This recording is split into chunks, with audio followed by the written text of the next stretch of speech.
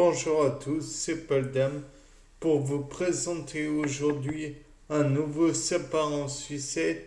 Et il y a un petit phénomène qui m'a intrigué depuis longtemps et que je voudrais vous présenter. Donc en fait, c'est un réflexe du corps pour sa survie, entre guillemets, à savoir quand vous plongez votre visage dans l'eau froide, bon, oui, froide. Et donc, je me suis dit, mais comment, qu'est-ce qui se passe, pourquoi ça fait cet effet? Parce que, en fait, l'effet dont je parle est très simple. Vous avez le visage qui perd toute couleur. Vous avez le cerveau comment dire, qui continue à marcher. Dans mon cas, vous avez le rythme cardiaque qui augmente. Vous avez à nouveau énormément de force dans les bras, ou plutôt une force, oui, enfin, un peu plus importante. Euh, vous avez comme l'estomac qui se serre. Bon, de là, je pense que tout le monde a repéré les effets en fait. Donc d'après moi, c'est que le corps va vasocontraindre les vaisseaux du visage, donc rétrécissement des vaisseaux du visage, pour au contraire permettre au cerveau de marcher plus facilement, puisque on va pas se cacher, il y a un effet plus important, sûrement un apport ventilatoire plus important, puisque dès qu'on sort la tête de l'eau, on reprend tout de suite son souffle très vite, très fort. On inspire à la fois par le nez et par la bouche. On respire, on a le cœur qui bat la chamade. Et finalement, j'imagine que c'est pour apporter plus de sang au cerveau. Ce qui est assez bizarre quand on y pense, puisque en même temps, quand on est dans l'eau froide, on va essayer de perdre le minimum, pardon.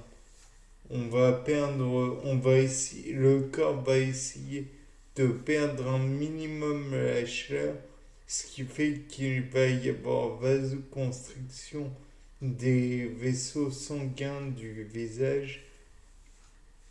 Et donc, comme il y a un débit ventilatoire entre guillemets un peu plus important, alors on va tout de suite beaucoup, on va être en hyperventilation et on va avoir beaucoup plus d'effet sur le reste du corps, puisque le corps va se dire oh mince, je suis en danger. Et donc, contraction plus importante des biceps, triceps, deltoïdes, pectoraux, et j'en passe, et des meilleurs. Donc, l'eau sera naturellement quelque chose à repousser.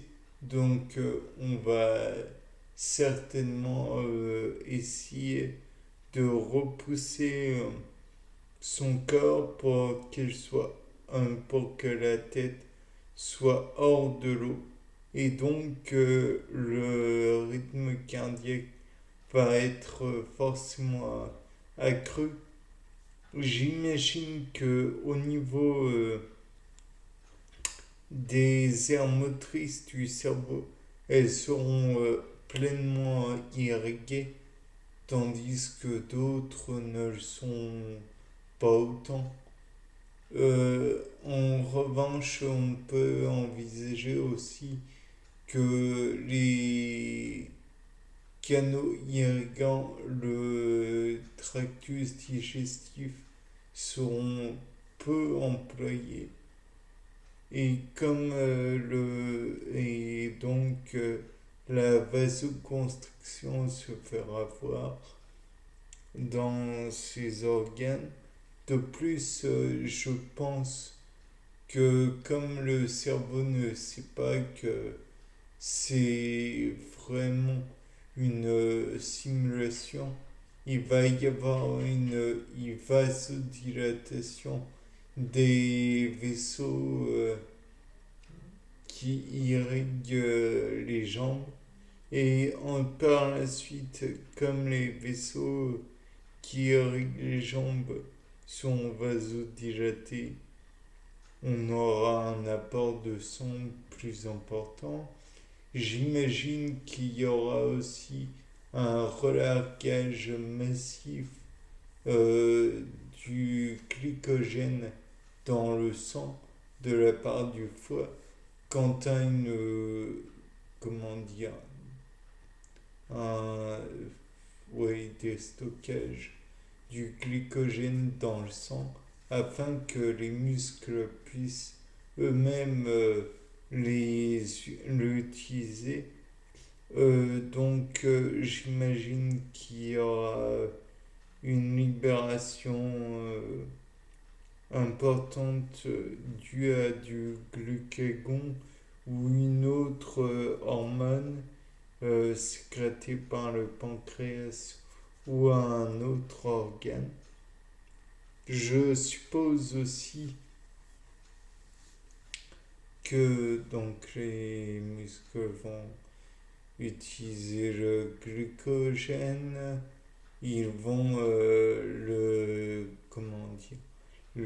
utiliser avec dioxygène qui sera apporté par les poumons, sachant que les poumons naturellement devront être oui, je sais pas si irrigués pour les poumons c'est bien le terme. Ils devront avoir un maximum d'air, d'oxygène, de dioxygène même plutôt. Et par contre, ça explique aussi pourquoi il y a tant de noyades. Parce que la personne va chercher à respirer et quand il respire sous l'eau, je ne vous fais pas de dessin, il inspire de l'air, de l'eau. Et par la suite, donc, comme il inspire de l'eau, il ne peut plus l'expirer. Et donc, voilà, vous finissez par tester. Enfin, là n'est pas la question, pas l'unique question.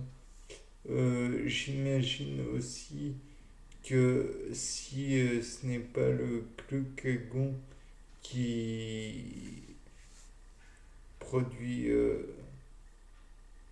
une libération massive de glycogène, ça peut être aussi dû à l'adrénaline que l'on produit habituellement. Et dans ce cas, on peut aussi parler de la testostérone qui doit être produite en quantité importante, bien que je ne sache pas vraiment. Mais la testostérone est connue pour ses effets stéroïdes et donc, à mon avis, il est possible de noter une forte libération en la matière. Bien, sur ce. Ah oui, et puis je me disais aussi qu'il y avait probablement une haute activité motrice, enfin, euh, au niveau de l'innervation, euh, au potentiel de, de potentiel d'action, en somme, pour commander ses muscles. Bien, maintenant, c'était pas le dame. Au revoir.